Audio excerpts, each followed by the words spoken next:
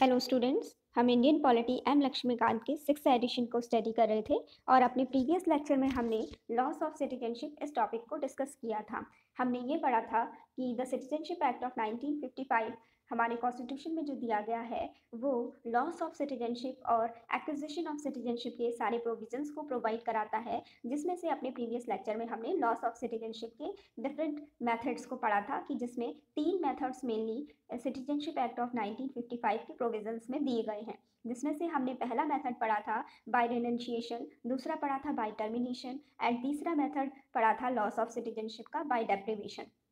इसमें मैंने बताया था कि जो बाय रेनंशिएशन मेथड है, इसमें कोई भी इंडिया का सिटीजन जो कि फुल एज एंड कैपेसिटी का हो और वो इस चीज़ को डिक्लेयर कर देता है कि वो अपनी इंडियन सिटीजनशिप को रिनाउंस करना चाहता है, उसका त्याग करना चाहता है, तो उसके इस डिक्लेरेशन के रजिस्ट्रेशन के बेसिस पर उसकी जो सिटीजनशिप है उसको रिनाउंस कर लिया जाएगा, इसको उस सिटीजनशिप इंडियन सिटीजनशिप को हटा दिया जाएगा। ये प्रोविज़न बाय रेनंशिएशन के थ्रू हमारे सिटीजनशिप एक्ट ऑफ 1955 में लॉस ऑफ सिटीजनशिप के लिए दिया गया है। लेकिन इसमें हमने एक दूसरी कंडीशन पढ़ी थी कि अगर वॉर की सिचुएशन में अगर इंडिया किसी भी वॉर में इंगेज्ड हो और उस टाइम पर अगर कोई भी इंडियन पर्सन, कोई भी इंडियन सिटीजन अपनी जो सिटीजनशिप है उसको रिनाउंस करने के लिए अगर उस टाइम पे डिक्लेरेशन देता है, तो उसको उस टाइम पे रिनाउंस नहीं किया जाएगा। उसको युद्ध वॉर की सिचुएशन में अगर इंडिया किसी वॉर में इंगेज्ड है तो उस टाइम पर जो उस इंडियन सिटीजन की जो सिटीजनशिप है उसको रिनाउंस नहीं किया जाएगा, उसको हटाया नहीं जाएगा। और इसके साथ ही हमने अपने प्रीवियस लेक्चर में ये भी पढ़ा था कि अगर ऐसे किसी भी इंडियन सिटीजनशिप की बाय डिक्लेरेशन के थ्रू उसके सिटीजनशिप का लॉस होता है, तो उसका जो भी माइनर चाइल्ड होगा, मीन्स कि ऐसा बच्चा कि जिसकी जो एज हो वो 18 ईयर से कम हो, जो माइनर होता है, ऐसा कोई भी पर्सन ऐसा जिसकी एज 18 ईयर से कम होती है, 18 साल से कम होती है, तो वो माइनर में आता है। तो इसमें ये प्रोविज़न था कि अगर कोई भी पर्सन अगर अपनी जो सिटीजनशिप है उसको डिक्लेरेशन के थ्रू रिनाउंस करता है, उसका इंडियन सिटीजनशिप का त्याग करता है, तो उसका जो भी 18 वर्ष से कम की एज के जो भी उसके बच्चे होंगे या जो भी उसका चाइल्ड होगा, उसकी जो सिटीजनशिप है वो भी क्या हो जाएगी, वो भी ख़त्म हो जाएगी ऑटोमेटिकली, उसको भी उसकी सिटीजनशिप भी इंडियन सिटीजनशिप चली जाएगी। लेकिन ये कहा गया था कि अगर वह बच्चा जब 18 ईयर्स का हो जाएगा, यानी जब वह अपनी मेजर एज को प्राप्त कर लेगा, तो अगर वो चाहे तो एप्लीकेशन के थ्रू या रजिस्ट्रेशन के थ्रू सेंट्रल गवर्नमेंट के पास वो क्या कर सकता है, आकर अपनी एप्लीकेशन दे सकता है इस चीज़ के लिए कि और वो इंडियन सिटीजनशिप बन सकता है अगर उसकी रिक्वेस्ट एक्सेप्ट हो जाती है सेंट्रल गवर्नमेंट के थ्रू। तो ये हमने अपना पहला मेथड पढ़ा था लॉस ऑफ सिटीजनशिप में बाय रिनंशिएशन। दूसरा मेथड हमने अपने प्रीवियस लेक्चर में पढ़ा था जो कि था बाय टर्मिनेशन। इसमें हमने ये पढ़ा था कि अगर कोई भी इंडियन सिटीजनशिप वॉलंटरीली अपनी इच्छा से और बिना किसी एक्सटर्नल इन्फ्लुएंस के और बिना किसी एक्सटर्नल फोर्स के अपनी इच्छा से इंडियन से क्या करता है, किसी अदर कंट्री की सिटीजनशिप को एक्वायर करता है, तो इस कंडीशन में उसकी इंडियन सिटीजनशिप ऑटोमेटिकली टर्मिनेट हो जाएगी। क्या पढ़ा था हमने टर्मिनेशन में? टर्मिनेशन में ये पढ़ा गया कि अगर कोई भी इंडियन सिटीजन जो है वो अपनी इच्छा से जान समझकर और बिना किसी एक्सटर्नल इन्फ्लुएंस के अपनी इच्छा से किसी अनदर कंट्री की जो सिटीजनशिप है उसको एक्वायर कर लेता है, तो इस सिचुएशन में उसकी इंडियन सिटीजनशिप अपने आप ही टर्मिनेट हो जाती है। लेकिन इसमें भी एक एक्सेप्शन था कि अगर इंडिया उस टाइम पे किसी वॉर में इंगेज्ड है, तो उस टाइम पे ये प्रोविज़न काम नहीं करेगा। मीन्स कि अगर इंडिया अगर कोई व्यक्ति, कोई पर्सन अपनी इंडियन सिटीजनशिप को छोड़कर किसी दूसरी कंट्री की सिटीजनशिप को एक्वायर करना चाहता है और युद्ध के टाइम पे वो इंडिया में क्या करता है कि अपनी एप्लीकेशन देता है, अपना वॉलंटरीली ऐसा करता है, तो उस टाइम पे सेंट्रल गवर्नमेंट उसके इस चीज़ को क्या विदहोल्ड करके रख सकती है और उस टाइम पे उसकी जो सिटीजनशिप है वो ऑटोमेटिकली क्या होगी, ऑटोमेटिकली वो रिनाउंस नहीं होगी, ऑटोमेटिकली टर्मिनेट नहीं होगी। ये कहा गया है वॉर की सिचुएशन में। उसके बाद हमने थर्ड इसमें मेथड पढ़ा था लॉस ऑफ सिटीजनशिप में जिसके प्रोविजन सिटीजनशिप एक्ट ऑफ 1955 से ही आए थे। इसमें हमने पढ़ा था कि लॉस ऑफ ये जो बाय डिप्रीवेशन का मेथड है, ये एक कंपलसरी टर्मिनेशन मेथड है, जिसका सारा कंट्रोल सेंट्रल गवर्नमेंट के पास होता है। और इसमें हमने ये पढ़ा था कि डिप्रीवेशन के मेथड के थ्रू सेंट्रल गवर्नमेंट किसी भी इंडियन सिटीजन की जो इंडियन सिटीजनशिप है उसको टर्मिनेट कर सकता है। अगर इसके लिए फिर हमने क्या क्या सिचुएशंस पढ़ी थी, हमने 4-5 कंडीशंस पढ़ी थी, जिसमें पहली कंडीशन पढ़ी थी कि अगर कोई भी इंडियन सिटीजनशिप या किसी भी सिटीजन ने इंडिया की सिटीजनशिप को बाय फ्रॉड एक्वायर किया हो, तो उसकी सिटीजनशिप जो है वो इंडियन सिटीजनशिप उसको क्या कर दिया जाएगा, उसको टर्मिनेट कर दिया जाएगा सेंट्रल गवर्नमेंट के द्वारा। उसके बाद दूसरा पॉइंट हमने पढ़ा था इसमें कि अगर कोई भी सिटीजन जिसने कि इंडियन सिटीजनशिप एक्वायर की है, वो हमारे कॉन्स्टिट्यूशन ऑफ इंडिया के प्रति क्या दिखाता है, निष्ठा नहीं दिखाता है, वो लॉयल नहीं है, डिसलॉयल है, ठीक है, तो उसकी जो सिटीजनशिप है उसको निरस्त कर दिया जाएगा। उसके बाद हमने थर्ड पॉइंट पढ़ा था कि अगर कोई भी सिटीजन जो युद्ध के टाइम पे अगर हमारी कंट्री का, इंडिया का अगर किसी से युद्ध चल रहा है और युद्ध के टाइम पे कोई भी इंडिया का सिटीजन गलत तरीके से, गैर कानूनी रूप से किसी और कंट्री से, किसी एनिमी कंट्री से क्या करता है, कम्युनिकेशन करता है और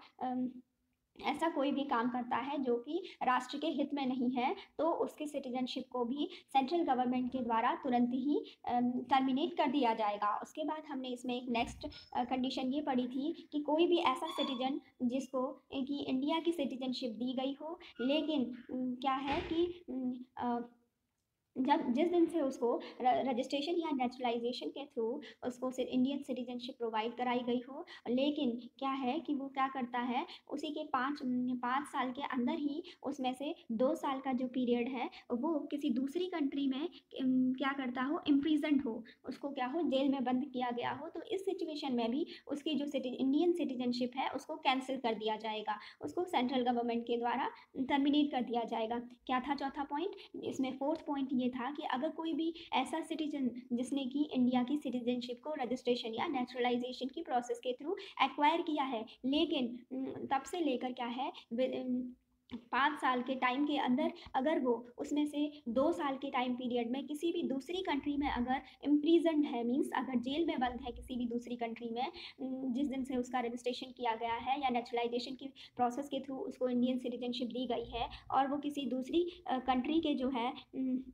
कि जेल में बंद है, तो इस सिचुएशन में भी सेंट्रल गवर्नमेंट उस पर्सन की जो इंडियन सिटीजनशिप है उसको कैंसिल कर सकती है, उसको टर्मिनेट कर सकती है। उसके बाद इसमें हमने एक लास्ट पॉइंट ये पढ़ा था डिप्रीवेशन के थ्रू लॉस ऑफ सिटीजनशिप में कि कोई भी ऐसा सिटीजन जो क्या हो 7 साल तक कंटिन्यूसली इंडियन सिटीजन जो कि 7 साल तक कंटिन्यूसली कहाँ रहता हो, आउट ऑफ इंडिया रहता हो, जो इंडिया में नहीं रहता हो, तो उसकी क्या होगी, उसकी भी सिटीजनशिप को इंडियन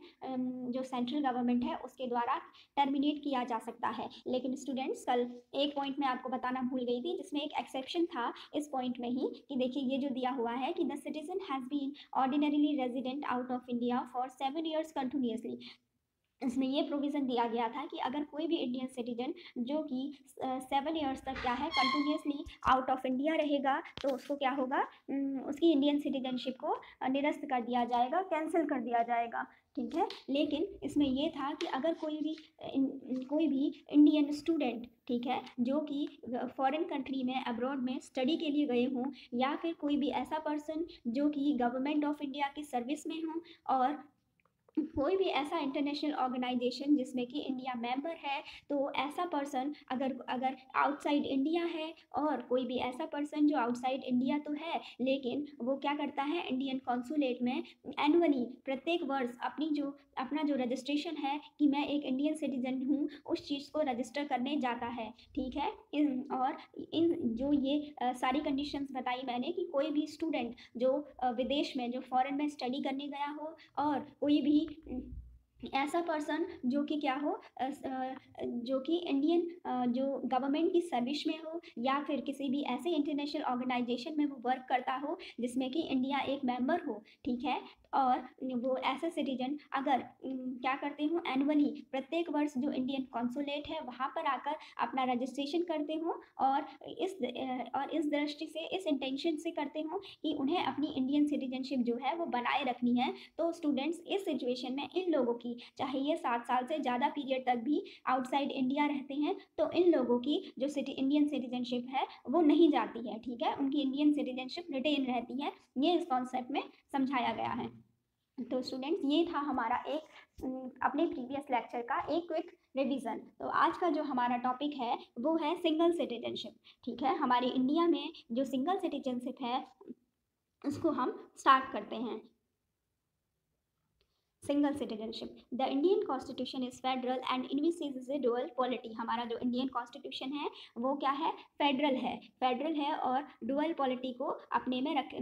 में कंसिस्ट करता है। मतलब उसका जो नेचर है वो कैसा है, डुअल पॉलिटी का है, जिसमें कि सेंट्रल और स्टेट्स दोनों को ही अपनी अपनी पावर्स हैं, दोनों को अपने अपने राइट्स हैं और दोनों का अपना अपना वर्क फील्ड है। It provides for only a single citizenship. हमारे इंडियन कॉन्स्टिट्यूशन में ये कहा गया है कि ये जो डुअल पॉलिटी है और जो हमारा फेडरल स्ट्रक्चर है, ये हमारे कॉन्स्टिट्यूशन में हमारी इंडिया को सिर्फ एक सिंगल सिटीजनशिप प्रोवाइड कराता है, that is the Indian citizenship, और वो कहलाती है Indian citizenship. The citizens in India owe allegiance only to the union. Bharat के जो भी सिटीजन्स हैं, इंडिया के जो भी नागरिक हैं, वो सभी क्या होंगे, निष्ठावान होंगे। निष्ठावान होंगे किसके प्रति, only to the union, union के प्रति, जो हमारा केंद्र है, जो हमारा संघ है, उसके प्रति हम सभी इंडिया के जो भी सिटीजन्स हैं वो हम ये कहा गया है कि हम सभी भारत के नागरिक जो हैं वो यूनियन के प्रति हमारा जो निष्ठा का भाव होना चाहिए, ठीक है, यानी केंद्र के प्रति, सेंटर के प्रति। There is no separate state citizenship. हमारी इंडिया में कोई भी क्या है, सेपरेट स्टेट सिटीजनशिप का कॉन्सेप्ट नहीं है, ठीक है। अलग से स्टेट के बेसिस पर हमारे इंडिया में कोई भी सिटीजनशिप नहीं दी जाती है। द अदर फेडरल स्टेट्स, जबकि जो दूसरे फेडरल स्टेट्स हैं, यूएसए और स्विट्जरलैंड, उन्हें वहाँ पर क्या है, उन्होंने कौन सा सिस्टम अपनाया है, उन्होंने अपनाया है डबल सिटीजनशिप, जिसे कि डुअल सिटीजनशिप भी कहते हैं, ठीक है। तो डुअल सिटीजनशिप कहाँ पर है उसके बारे में पढ़ते हैं। In USA each person is not only a citizen of USA but also of the particular state to which he belongs. USA में क्या होता है कि कोई भी पर्सन क्या है कि वो केवल यूएसए का ही सिटीजन नहीं है, इसके साथ ही साथ वो उस पर्टिकुलर स्टेट का भी सिटीजन है कि जहाँ पर वो रहता है, ठीक है। इसीलिए यूएसए में डुअल सिटीजनशिप का कॉन्सेप्ट है। और